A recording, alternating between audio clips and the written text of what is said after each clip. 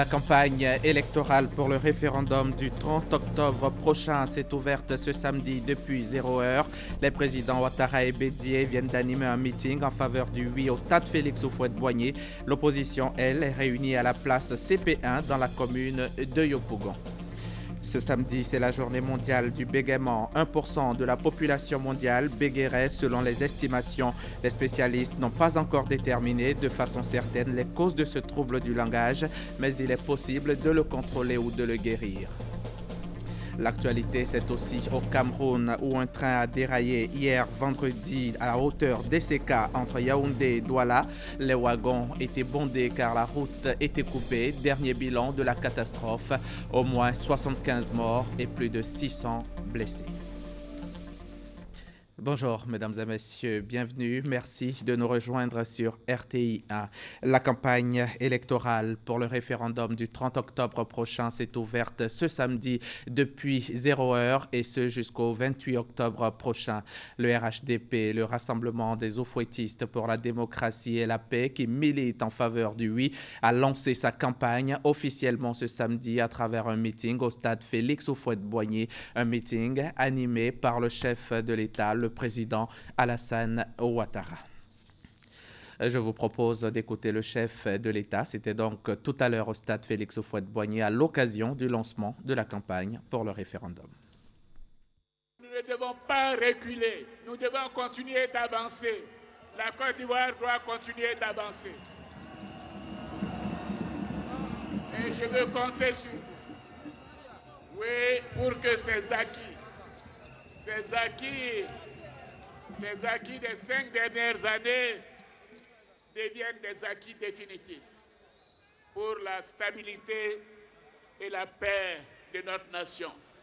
C'est d'ailleurs grâce à ces acquis que nos concitoyens m'ont fait le grand honneur de m'élire à un score inégalé, un score très rare dans les pays démocratiques.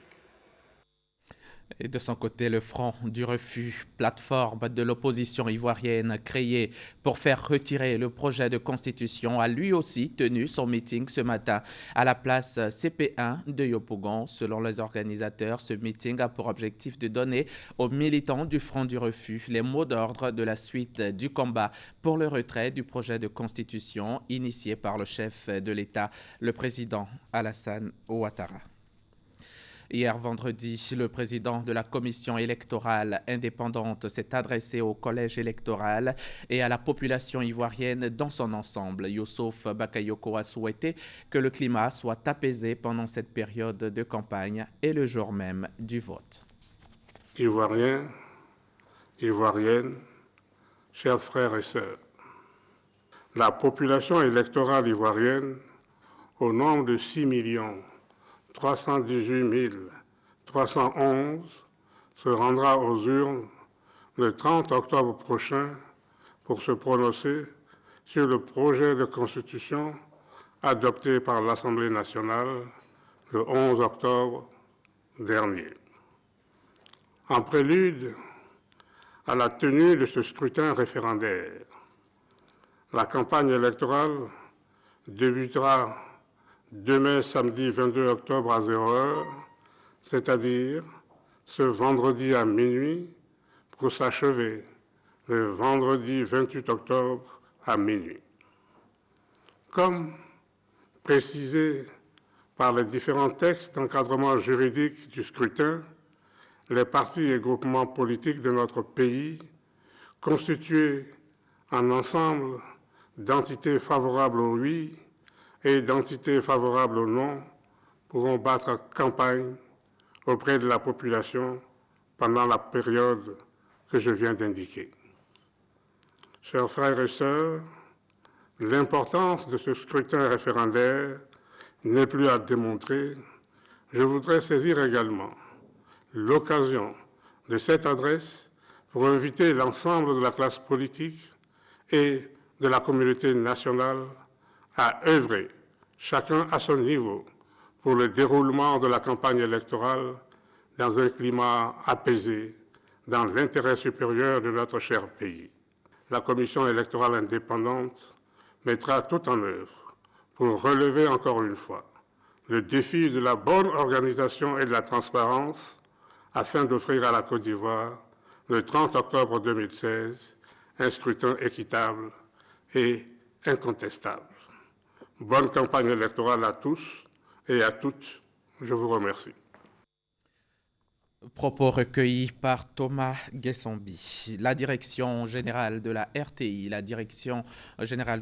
donc la radiodiffusion télévision ivoirienne, conformément aux décisions de la ACA, la Haute Autorité de la Communication Audiovisuelle a mis en place un dispositif de couverture médiatique de la campagne sur le référendum du 22 au 28 octobre. Un dispositif que je vous propose maintenant.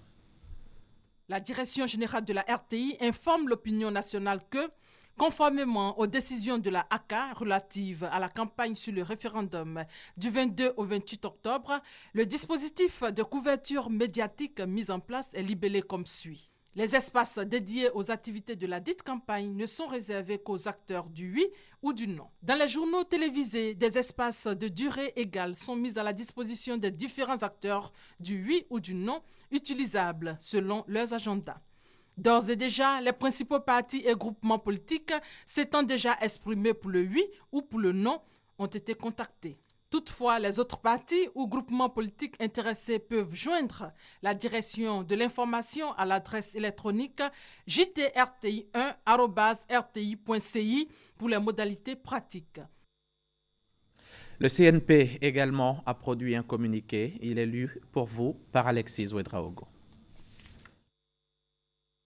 Le Conseil national de la presse décide: les organes de presse veillent de façon générale et sans équivoque au respect des règles professionnelles prévues par la législation en vigueur et plus particulièrement au strict respect de l'équilibre de l'information relative au courant d'opinion exprimé.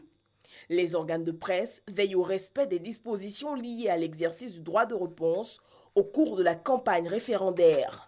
Le responsable de l'information de tout site internet d'actualité générale est tenu de mettre en ligne dès sa réception la réponse de toute personne mise en cause sur son site.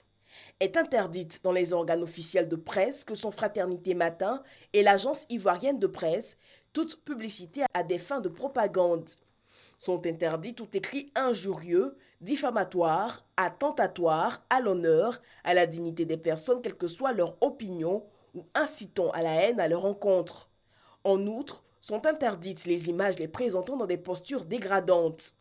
Sont interdits tout écrit incitant au vol et au pillage, aux coups et blessures volontaires, au meurtre, aux incendies, à la destruction par quelque moyen que ce soit de biens publics et privés, à toute forme de violence exercée à l'encontre de personnes physiques et morales, ainsi que sur leurs biens ou à l'apologie des mêmes crimes et délits, incitant à la xénophobie, à la haine tribale, à la haine religieuse, à la haine raciale et à la haine sous toutes ses formes, faisant l'apologie des crimes de guerre ou de collaboration avec l'ennemi, incitant les militaires et les forces de l'ordre à l'insoumission et à la rébellion, portant atteinte à l'intégrité du territoire national, à la sûreté intérieure et extérieure de l'État.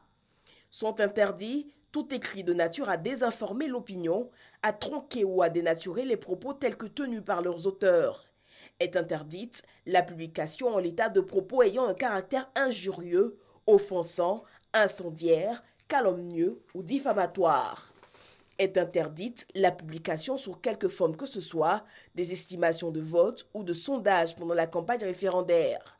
Est interdite la publication des résultats du référendum avant leur proclamation par la Commission électorale indépendante. Tout contrevenant aux interdictions contenues dans la présente décision s'expose aux sanctions prévues par les textes en vigueur.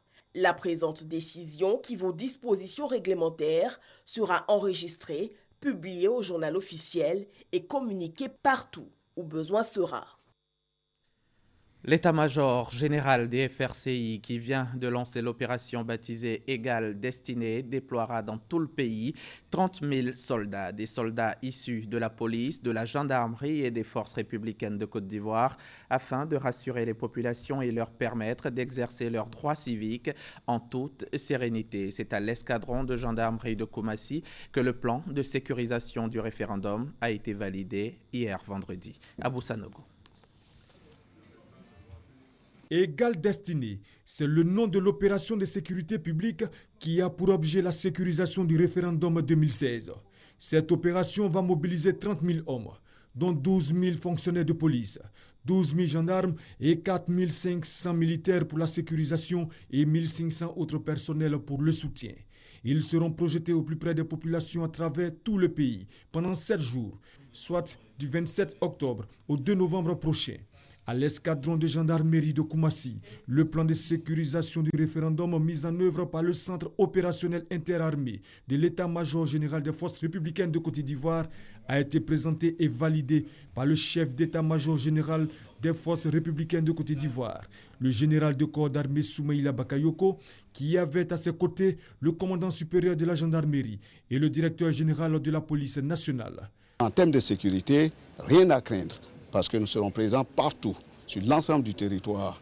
Nous aurons beaucoup de présence sur les routes, dans les campagnes, pour rassurer encore davantage nos populations. À l'occasion de ce référendum, les effectifs ont été renforcés pour rassurer les populations dans leurs déplacements. Il y aura la police et la gendarmerie qui seront dans tous les lieux de vote. Et ces deux feront en sorte que chacun puisse voter librement. L'opération Égale destinée sera assurée uniquement par les forces ivoiriennes. Aucune intervention des forces internationales n'est prévue. Un reportage signé donc Abou Oussanogo. Voilà pour le chapitre référendum. À Mossadougou et Gli, les populations ont exprimé leur reconnaissance au président Alassane Ouattara. Et c'est à travers une mobilisation conduite par leurs députés respectifs que cette reconnaissance a été traduite. Une mobilisation pour dire merci au chef de l'État pour les nombreuses infrastructures socio-économiques dont ces localités bénéficient. Le témoignage de Jeanne Toubé. Les rues du village de Mossadougou cadrent d'un défilé géant. Les acteurs sont les populations. À leur tête, le député Ozoko Frédéric et les responsables du RHDP des sous-préfectures de Niambé-Zaria et Goudoukou. C'est un défilé en hommage au président de la République Alassane Ouattara pour les projets de développement dont bénéficient aujourd'hui les localités de ces deux sous-préfectures dans le département de Lakota. Dans le village de Gli et sous-préfecture de Divo, le même scénario a été reproduit sous la conduite du député Kedi Zabé pour la même raison et servir la même cause. C'est que dans toutes ces localités, le long retard en termes de progrès et de développement a été comblé grâce aux actions du président de la République Alassane Ouattara. À la tête de leurs populations respectives, les députés Kedi Zabé et Ozoko Frédéric ont exprimé leur reconnaissance au regard de ces nombreux acquis en termes d'ouvrages socio-économiques, de structures sanitaires, éducatives et d'infrastructures routières. Aujourd'hui, ces acquis constituent l'essentiel de l'argumentaire des deux parlementaires qui ont invité les populations à soutenir toutes les actions que mène le RHDP à Divo, Lakota et dans toute la région du Logibwa. Évoquant le référendum à venir pour l'adoption de la nouvelle constitution, les députés Ozoko Frédéric et Kedi Zabé appellent les populations de leurs circonscriptions respectives à voter un oui massif. Nous sommes le 22 octobre et c'est la journée mondiale du bégaiement, l'occasion d'une prise de conscience par les non-bégayants des difficultés relationnelles qu'entraîne cette infirmité. 1% de la population mondiale bégayerait selon les estimations, soit environ 60 millions de personnes, soit plus de 2,5 fois la population entière de la Côte d'Ivoire. Même si les spécialistes n'ont pas encore déterminé de façon certaine les causes de ce trouble du langage, il est possible de le contrôler ou de le guérir par des traitements orthophoniques ou psychologiques. Notre reporter Éric Goré en a rencontré quelques cas. Le bégaiement est un trouble de parole caractérisé par des répétitions prolongées et involontaires des sons et mots accentués par des pauses silencieuses. Ce handicap empêche le bègue de s'exprimer aisément. Les personnes qui bégayent sont souvent victimes de moqueries. Ces moqueries sont très fréquentes dans les établissements scolaires. Quand les professeurs nous interrogent sur des questions, nous avons un peu de difficulté à répondre rapidement.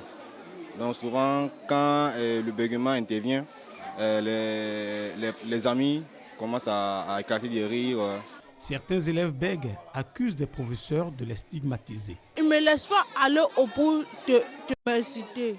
Lorsque je termine, ils vont me dire que ça va. Je souhaiterais que les professeurs me prennent au même titre que mes autres amis. Pour ces enseignants, cette situation s'impose à eux. Le bègue est réellement un élève qui a du mal à pouvoir s'exprimer. Et quand on sait quand même que l'enseignant, peut-être dans ses cours, a une période bien définie, c'est beaucoup plus difficile à pouvoir travailler avec ces gens d'élèves. Toutes les fois qu'il commence une expression, on ne peut pas s'efforcer à pouvoir lui permettre d'aller jusqu'au bout. Et là, une fois que tu le pousses à bout, il peut se mettre en colère et puis automatiquement, il peut même sortir de la classe sans même te dire mot. La sensibilisation reste un moyen efficace contre la stigmatisation des bègues en milieu scolaire. On souhaiterait que l'État intègre la notion du bégaiement dans la formation des enseignants pour donner en tout cas des outils aux enseignants de comment gérer en tout cas ces cas qu'ils ont sous la main parce que lorsqu'on s'adresse mal à un bègue, il peut être vraiment frustré à jamais. Les professeurs ne sont pas formés dans ce sens-là. Voilà. Donc, quand ces difficultés surgissent, l'éducateur que je suis, je mène une campagne de sensibilisation. Après avoir été victimes de moqueries et de stigmatisation pendant leur parcours scolaire, les élèves en situation de bégaiement se disent confrontés à une autre difficulté à la fin de leur étude, celle de trouver un emploi. Le bégaiement gâche beaucoup de vies dans l'indifférence. En tout cas, le bégaiement, il s'assimile à un iceberg. La partie enfouie est la plus douloureuse, est la plus importante. Ce sont plusieurs diplômés qui se disent oubliés dans le processus d'insertion des personnes handicapées en Côte d'Ivoire. J'ai un CAP santé sociale et un BT santé et sociale. La difficulté est que je ne peux pas présenter certains concours de la fonction publique. Je suis titulaire du doctorat d'hydrobiologie de l'université Félix Houphouët-Boigny. Depuis, je suis sur le carreau. Dans sa politique sociale, l'État de Côte d'Ivoire a recruté plusieurs personnes handicapées, dont 11 bègues au titre de l'année 2015. Le bégaiement peut-il se guérir? Dr Adjé, psychologue, et Agbegui Christophe, orthophoniste, s'occupe des élèves en situation de bégaiement. Le bégaiement peut être traité par l'orthophonie classique. L'orthophonie classique consiste donc à trouver des techniques qui permettront et qui aideront à la personne bègue de maîtriser, d'apprivoiser son bégaiement en sorte qu'elle puisse parler sans bégayer autant. Notre intervention se situe dans le cadre psychologique, donc de faire une restructuration cognitive, de changer le comportement, de changer la façon de percevoir la situation. Et donc, je vais dire qu'en des sciences variables selon l'implication du sujet lui-même, parce qu'il faut que le sujet s'implique dans son propre traitement. Selon l'OMS, 1% de la population mondiale bégaie. Le thème retenu pour cette journée mondiale est « Bègue et alors, respect et dignité ». La Côte d'Ivoire dispose désormais d'un guide de lutte contre les violences faites aux femmes. Il a été élaboré dans le cadre du projet Pro-Justice financé par l'USAID. C'est un ouvrage majeur de présentation des différentes formes de violences contre les femmes en Côte d'Ivoire. Les précisions d'Herman Niamien. C'est la magistrate honoraire française et consultante internationale Michèle Labotte qui a conçu le guide de lutte contre les violences à l'égard des femmes, méthodes et procédures. C'est un ouvrage majeur de présentation des différentes formes de violence contre les femmes en Côte d'Ivoire, ainsi qu'une analyse des origines et un inventaire des moyens de lutte. Il est en complément, bien sûr, de la stratégie nationale développé par le ministère de la Famille et qui, lui, va s'attaquer non seulement aux techniques judiciaires, mais aux moyens à court terme, mais à des moyens à plus long terme. Le guide est un guide pratique qui veut valoriser mieux tous les outils disponibles avec les acteurs disponibles. Ce guide est destiné aux magistrats, aux officiers de police judiciaire, aux organisations non gouvernementales et aux médecins afin de les sensibiliser sur la problématique des violences contre les femmes, mais également d'y renforcer leurs capacités. Nous avons voulu apporter une contribution à ce problème et la contribution, c'est ce guide qui est à la fois un guide pratique qui présente les différentes formes de violence, qu'elles soient domestiques, qu'elles soient liées au genre, qu'elles soient d'ordre sexuel, qu'elles soient d'ordre de mutilation génitale. Pour nous, ce document est une contribution à la réussite de la mission du ministère, qui est de faire en sorte que les violences soient éliminées de toutes nos habitudes en Côte d'Ivoire. En Côte d'Ivoire, la lutte contre les violences faites aux femmes est un combat quotidien. Il s'agit donc, à travers ce guide, de les dénoncer afin de les faire régresser de façon significative. À Odiéné, la lutte contre les mariages forcés s'intensifie. Le regroupement des acteurs ivoiriens des droits de l'homme et l'ambassade du Canada en Côte d'Ivoire y ont initié récemment une formation contre ces mariages forcés et précoces. À cette occasion, les leaders communautaires ont été invités à être des relais auprès des populations afin qu'il soit mis fin à ces pratiques. Thérèse Tapeyoboué, témoignage. Ils sont venus de Bako, Tiémé et Odiéné pour prendre part à cette formation organisée par le groupement des acteurs ivoiriens des droits de l'homme avec le soutien financier de l'ambassade du Canada. Cette rencontre avait pour but de sensibiliser les grandes familles à Odiéné, appelées Kabla, sur les mariages forcés et précoces et leurs conséquences. Notre rôle aujourd'hui, c'était de venir faire comprendre à ces personnes-là les causes et les conséquences des mariages précoces qui minent cette société et aussi montrer les voies de recours et les sanctions qui sont prévues par le législateur ivoirien et aussi au plan international. Après 2 jours d'échange, les participants ont invité la société civile à la formation des leaders communautaires sur le sujet. En fait, il faut dire que cette formation est vraiment la bienvenue parce que nous sommes dans une zone très risquée. Le secrétaire général de la préfecture a salué la tenue d'une telle formation à Odiéné. Il a invité les participants à jouer leur rôle avec rigueur et objectivité pour que cessent les mariages forcés et précoces à Odiéné avec leur corollaire de violence basée sur le genre. Chefferies traditionnelles, associations de femmes, journalistes locaux, agents de police, leaders communautaires des sous-préfectures d'Odiéné, de Bako et de Tiémé, membres du comité de veille pour la lutte contre les mariages forcés et précoces ont pris part à la formation. À Divo, l'heure est à l'autonomisation des femmes. 10 millions de francs CFA sont mis à leur disposition par la mairie pour le financement d'activités génératrices de revenus.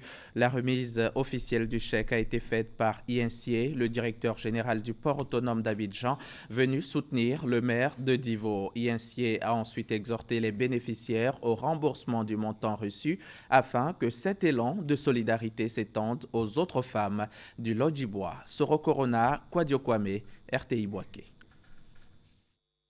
70% de la valeur ajoutée agricole et la sécurité alimentaire sont essentiellement assurées par les femmes. Malgré tout, le revenu de la femme représente 22% de celui de l'homme dans ce domaine, selon des experts en politique macroéconomique. Depuis 2012, la première dame, Dominique Ouattara, a lancé le FAFSI, Fonds d'appui aux femmes de Côte d'Ivoire. Cette initiative pour rendre les femmes plus autonomes est soutenue par des élus locaux. Les associations féminines de Divo viennent de recevoir le soutien de la mairie de la localité. Un chèque de 10 millions de francs CFA est désormais mis à leur disposition pour le financement de leurs activités génératrices de revenus. On veut que vous vous mettez ensemble et que vous ayez des projets. Et ce sont ces projets qui vont être financés. Cette année, nous avons donc prévu 10 millions. Tous les ans, nous allons mettre 10 millions supplémentaires de sorte que nos mamans puissent avoir donc suffisamment de moyens pour pouvoir faire leur commerce. Les femmes de Divo ont traduit leur gratitude à Amédée Kouakou, maire de Divo, pour ce geste qui va changer leur vie et celle de leur famille. Le directeur général du port autonome d'Abidjan a exhorté les femmes bénéficiaires à rembourser les prêts afin de soutenir celles qui sont en attente. Il faut que certains prennent, qui travaillent, qui remboursent une partie pour qu'on puisse aider d'autres. Il a dit, si les 10 millions finissent demain, il mettra encore 10 millions. Mais même s'il met 100 millions et que vous ne remboursez pas, ça va finalement le plomber, il ne pourra plus vous aider. Les femmes de Divo ont reçu le soutien du directeur général du port autonome d'Abidjan à hauteur de 10 millions de francs CFA. Un petit mot de sécurité à présent pour parler délinquance financière. La délinquance financière, cette notion qui est de plus en plus une réalité en Côte d'Ivoire. Pour mieux lutter contre le phénomène, les fonctionnaires de la police économique et financière renforcent leurs capacités. La formation est assurée par la France dans le cadre de la coopération policière qui la lie à la Côte d'Ivoire et elle a concerné une vingtaine d'officiers. La formation a duré 3 jours et elle a eu lieu à l'École nationale de police. La délinquance financière telle que nous l'avons abordée cette semaine est une nouveauté pour un pays comme la Côte d'Ivoire, sur ces pays émergents. C'est attaquer le financier sous l'aspect du blanchiment. La finalité est de ne pas laisser aux criminels et aux délinquants cette manne financière qu'ils ont récupérée de façon illicite. D'où cette formation aux nouvelles techniques d'enquête des fonctionnaires de police en service à la police économique et financière. Toute la formation a été axée sur, bien entendu, la réglementation qui a été mise en place par la Côte d'Ivoire, à bien apprendre aux enquêteurs ivoiriens que cette réglementation est faite pour eux et est performante. Et ensuite leur donner des outils d'investigation et de travail par rapport à ce droit et à sa réglementation. Cette formation a été possible grâce à la coopération policière Côte d'Ivoire-France, ce qui réjouit le directeur de la police économique. La criminalité de façon générale et la délinquance financière surtout évolue très vite. Certains pays sont un peu plus aguerris que d'autres, notamment c'est le cas de la France. Et donc quand c'est le cas, on fait des sortes d'échanges d'expériences pour que nous aussi, nous soyons un peu plus aguerris pour affronter ces nouvelles formes de délinquance financière. N'oubliez pas que l'État de Côte d'Ivoire, dans son dispositif, a créé ce qu'on appelle la haute autorité pour la bonne gouvernance. Cette haute autorité a besoin des bras séculiers. Et ces bras séculiers, je doute fort que ce soit autre chose que la police économique et financière dans un premier temps. Et si nous ne sommes pas à niveau dans la détection des infractions financières, la recherche des avoirs criminels, et leur saisie et confiscation, cette haute autorité ne pourra pas faire efficacement son travail. Au cours de cette 4e session, les officiers apprenants se sont appropriés toutes les typologies de blanchiment et comment s'y attaquer dans une enquête. Namori Timité salue la coopération française et tous les fonctionnaires français qui se sont mis à la disposition de la Côte d'Ivoire pour rendre sa police économique et financière plus efficace, plus compétitive. Depuis 1974, la Norvège appuie la Côte d'Ivoire dans le domaine des ressources animales. Quel est le bilan de ces 40 années de collaboration? Une délégation norvégienne a rencontré récemment le ministre des Ressources animales et halieutiques pour définir les perspectives de cette collaboration. Le reportage de Victorine Yaoyobwe. En 40 années d'assistance, la Norvège a aidé la Côte d'Ivoire à développer la recherche et la gestion des pêches. Cet appui intégré à la politique globale d'assistance de la FAO a permis à la Côte d'Ivoire de mettre en place une stratégie cohérente de développement de la pêche artisanale, industrielle, mais également de l'aquaculture. Dans cet élan, la lutte contre la pêche illicite et non réglementée dans les eaux ivoiriennes n'a pas été oubliée. Le forum bilan de ces actions qui a réuni les acteurs de la FAO, de la République de Norvège et du ministère des Ressources animales et halieutiques a salué les acquis. D'autres initiatives en faveur de la Côte d'Ivoire ont été en outre annoncées. Le projet Nansen, qui promeut l'application de l'approche écosystémique aux pêcheries, a permis d'améliorer les croissances sur les ressources. Je voudrais encore une fois remercier l'Agence norvégienne pour le développement international, pour le nouveau navire de recherche ultramoderne qui va contribuer efficacement à améliorer les connaissances sur l'environnement et les ressources marines. Pour la Côte d'Ivoire, toutes ces actions visent à relever des défis majeurs. D'abord, couvrir à l'horizon 2020 plus de 50% de la consommation nationale en protéines halieutiques au lieu de 28% comme c'est le cas aujourd'hui. Ensuite, développer une approche écosystémique en vue d'asseoir une gestion durable des ressources halieutiques. Et enfin, développer l'économie bleue pour tirer profit de tous les plans d'eau dont dispose le pays. Direction Thiébissou, où l'école primaire de Ngwembo a été entièrement réhabilitée et dotée d'une cantine scolaire. Coût des travaux, plus de 30 millions de francs CFA. La cantine a été inaugurée en présence des autorités politiques, administratives et coutumières. Chantal Akandan y était pour RTI. Les populations de Ngwembo, village du département de Thiébissou, sont en fête. Et pour cause, l'école primaire du village a été entièrement rénovée et dotée d'une cantine scolaire. C'est un don d'une valeur de plus de 30 millions de francs CFA offert par Paul Kofi Kofi, ministre de l'Enseignement technique et de la formation professionnelle, fils du village.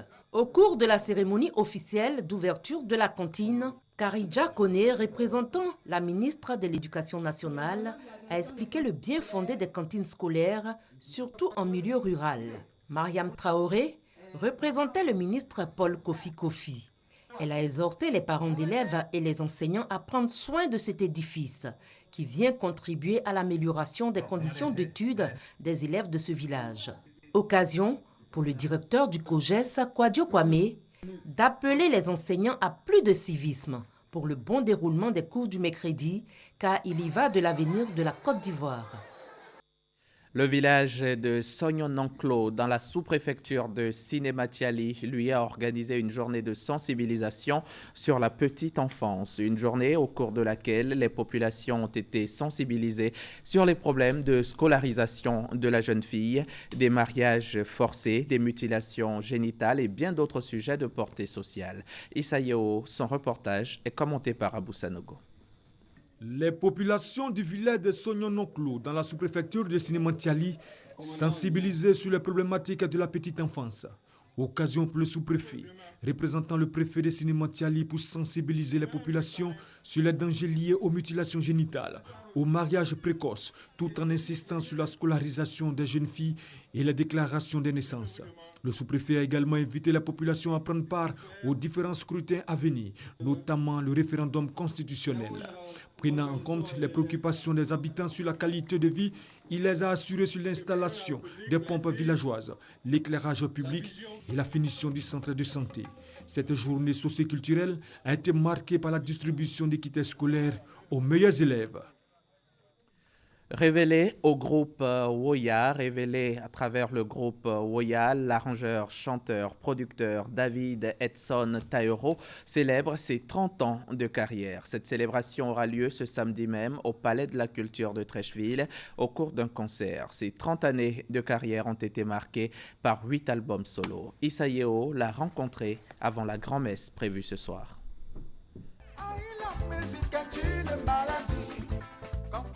Taïro Edson David, connu sous le pseudonyme de David Taïro, est une figure bien connue dans le milieu de la musique ivoirienne. Arrangeur, chanteur, compositeur, producteur, distributeur et acteur de cinéma, son histoire musicale se confond avec celle du groupe Woya. M. François Cognan, quand il a eu en tête de monter son groupe professionnel de musique, il a ajouté le concept de paysan musicien et son père nous a donné des terres et donc outre la musique, nous faisions l'agriculture. Comme tous les jeunes de son époque, David Taïro a bravé l'autorité des parents pour s'adonner à sa passion. Dans les années 80, la pensée des parents est très négative par rapport à la décision d'un de leurs enfants de faire la musique. Donc moi, je n'y ai pas échappé. Et mes parents se sont opposés. Il y a eu le clash. Un clash certainement qui lui a permis de se forger une personnalité en 30 ans de carrière.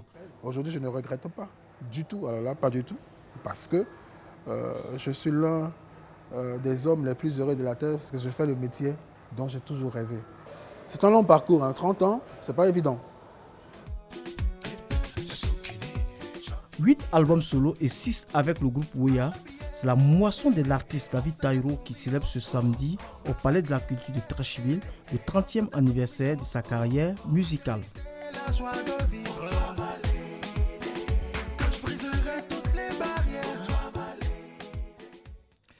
L'actualité hors de nos frontières. Au Cameroun, un train a déraillé à hauteur d'Esseka entre Yaoundé et Douala hier vendredi à la mi-journée.